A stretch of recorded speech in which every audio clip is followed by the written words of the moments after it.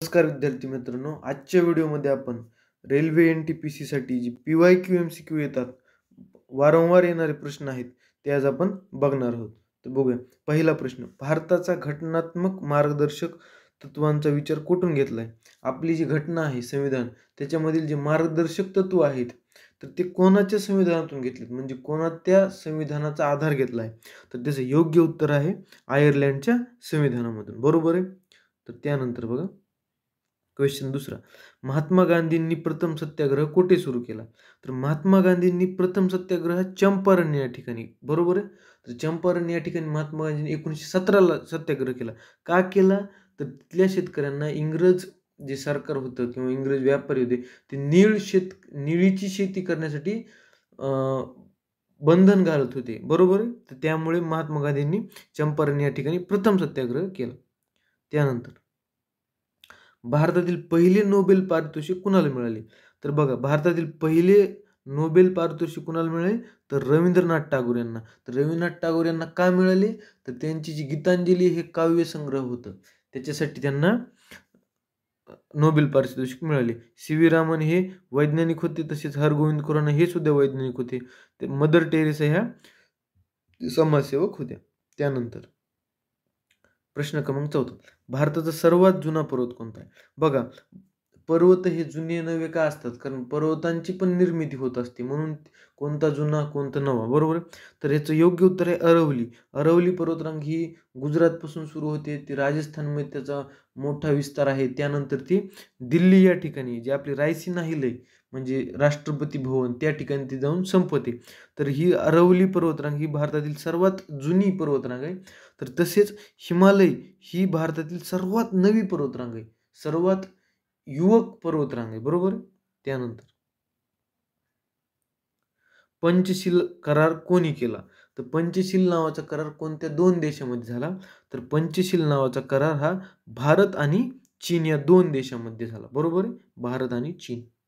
त्यानंतर भारतीय संविधानाच्या कोणत्या भागात मूलभूत अधिकारांचा समावेश आहे?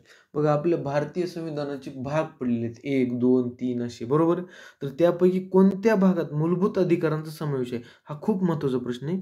बघा, आपल्या संविधानात भाग 3 मध्ये मूलभूत अधिकार म्हणजेच मूलभूत हक्कांचा समावेश आहे. त्यानंतर सिंधू संस्कृतीमधील प्रमुख बंदर कोणते? म्हणजे किनाऱ्यालगत असणारं जे शहर आहे किंवा गाव आहे, तर ते सिंधू संस्कृतीमध्ये कोणतं होतं? त्याचं योग्य उत्तर आहे लोथल, बरोबर आहे, लोथल. त्यानंतर INS विक्रांत भारतासाठी महत्त्वाचं का आहे? बरोबर आहे. किंवा INS विक्रांतचं भारतासाठी महत्त्व काय आहे? तर बघा, अणुभट्टी प्रकल्प तर नाही आहे. भारताचा पहिला उपग्रह कोणता होता? आर्यभट्ट. पहिला अणुभट्टी प्रकल्प कोणता? तारापूर या ठिकाणी. तसेच भारताचा पहिला हायड्रोइलेक्ट्रिक प्रकल्प सुद्धा नाही हा. म्हणजे याचं योग्य उत्तर आहे भारताचा पहिला विमानवाहू योद्धनौका. म्हणजे जे आपल्या हे असतात जहाजा नौदलाच्या, तर ती पहिली विमानवाहू, म्हणजे त्याच्यावर विमानं पण आपल्याला नेता येत होते, ती INS विक्रांत. त्यानंतर ग्रीन रिव्होल्यूशन भारतात कोणत्या पिकांसाठी सुरू करण्यात आली होती? तर आपल्या सर्वांनाच उत्तर माहिती आहे की गहू आणि भात या दोन पिकांसाठी मुख्यत्वे ग्रीन रिव्होल्यूशन सुरू करण्यात आलं होतं. गहू म्हणजे उत्तर भारतामध्ये आणि भात जास्त किनारपट्टी आणि दक्षिण भारतामध्ये हे ग्रीन रिव्होल्यूशन सुरू करण्यात आलं होतं. त्यानंतर भारतातील पहिली रेल्वे कोणत्या 2 स्थानकादरम्यान धावली? आता महाराष्ट्रातील मुलांना हे सर्वांना उत्तर माहिती आहे, पण हा ओव्हरऑल आपल्याला रेल्वे NTPC आणि रेल्वे ग्रुप डी साठी हे प्रश्न आहेत, म्हणून हा मी घेतला इथं. तर बघा, मुंबई आणि ठाणे या 2 स्टेशन दरम्यान 35 किलोमीटर भारतातील पहिली रेल्वे धावली. त्यानंतर पृथ्वी हे क्षेपणास्त्र कोणत्या प्रकारचे आहे?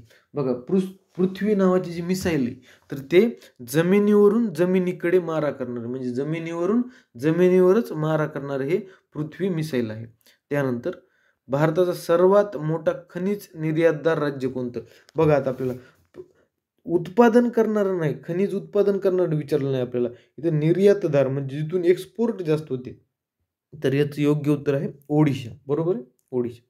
त्यानंतर रासायनिक प्रक्रियेत हॅबर प्रक्रिया कशासाठी वापरली जाते? हॅबर्स प्रोसेस नावाचं बघा केमिस्ट्रीमध्ये एक रिॲक्शन आहे. तर ती कशासाठी वापरली जाते?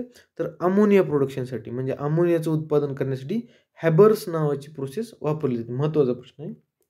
त्यानंतर अजिंठा लेण्याचा कालखंड कोणत्या राजवटीशी संबंधित आहे? तर अजिंठा लेण्या आपल्या छत्रपती संभाजीनगर या जिल्ह्यामध्ये अजिंठा लेण्या आहेत. तर त्यांचा कालखंड कोणत्या राजवटीशी संबंधित आहे? म्हणजे त्यांची निर्मिती कोणत्या राजवटीमध्ये झाली? तर ती आहे गुप्त साम्राज्य. तर गुप्त साम्राज्य म्हणजे भारताचं जे सुवर्णयुग असं म्हटलं जातं. बरोबर आहे. त्या काळात भारत हा एक खूप अ, सामर्थ्यशाली तसेच संपत्तीच्या दृष्टीने वैभव संपन्न असा आपला देश होता. त्यानंतर कॅग, कॅग पदाचा उल्लेख भारतीय संविधानाच्या कोणत्या अनुच्छेदामध्ये आहे? बरोबर आहे. कॅग म्हणजे महालेखापाल यांचा उल्लेख कोणत्या ह्याच्यामध्ये आहे? तर अनुच्छेद 148 मध्ये, म्हणजे ऑप्शन क्रमांक ए, अनुच्छेद 148. हे राष्ट्रीय आयुक्त हे चुकीचं आहे. त्यानंतर शिवाजी महाराजांनी कोणत्या किल्ल्यावर राजधानी स्थापन केली? तर याचं योग्य उत्तर आहे सी, रायगड. त्यानंतर आंतरराष्ट्रीय न्यायालयाचे मुख्यालय कुठे आहे? तर बघा, आंतरराष्ट्रीय न्यायालय याचं मुख्यालय आहे नेदरलँडमधील द हेग शहरात. कोणत्या? द हेग शहरात आंतरराष्ट्रीय न्यायालयाचं मुख्यालय आहे. त्यानंतर पंचायती राज प्रणालीचा पहिला प्रयोग कोणत्या राज्यात झाला? बघा, आता पंचायती राज म्हणजे आपली जिल्हा परिषद, पंचायत समिती आणि ग्रामपंचायत यांना मिळून पंचायत राज असे म्हटले जाते. याचा प्रथम प्रयोग राजस्थानमधील नागौर जिल्ह्यामध्ये 1958 साली पंडित नेहरू यांच्या हस्ते झाला. प्रश्न क्रमांक 19. ओरिसामधील कोणार्क सूर्यमंदिर कोणत्या कालखंडाशी संबंधित आहे? बघा, ओरिसामधील कोणार्क सूर्यमंदिर हे खूप प्रसिद्ध मंदिर आहे. तर त्याच्याबद्दल आपल्याला माहिती असणं क्रमप्राप्त आहे. तर बघा, याचं योग्य उत्तर आहे गंग राजवंश. बरोबर आहे, गंग राजवंश. त्यानंतर नेक्स्ट क्वेश्चन. चंपारण सत्याग्रह कोणत्या समस्येशी संबंधित आहे? बघा, आपण मागील प्रश्नामध्ये एकदा बघितलं होतं की चंपारण सत्याग्रह महात्मा गांधींनी केलेला भारतातील पहिला सत्याग्रह आहे. तर चंपारण सत्याग्रह हा नीळ लागवडीशी संबंधित होता. त्यानंतर भारताचे पहिले उपराष्ट्रपती कोण होते? तर बघा, आपल्या सर्वांना माहिती आहे सर्वपल्ली राधाकृष्णन हे भारताचे पहिले उपराष्ट्रपती होते. तर ते 2 वेळा उपराष्ट्रपती आणि तिसऱ्यांदा ते राष्ट्रपती झाले होते. त्यानंतर भारतातील कोणत्या ठिकाणी कुंभमेळा भरतो? बघा, सध्या भारतामध्ये ह्याला प्रयागराज या ठिकाणी कुंभमेळा चालू आहे. तर बघा, हरिद्वारला पण कुंभमेळा भरतो, प्रयागराजला पण भरतो, उज्जैनला पण भरतो आणि नाशिक या 4 ठिकाणी कुंभमेळा भरतो. त्यानंतर क्वेश्चन नंबर 23.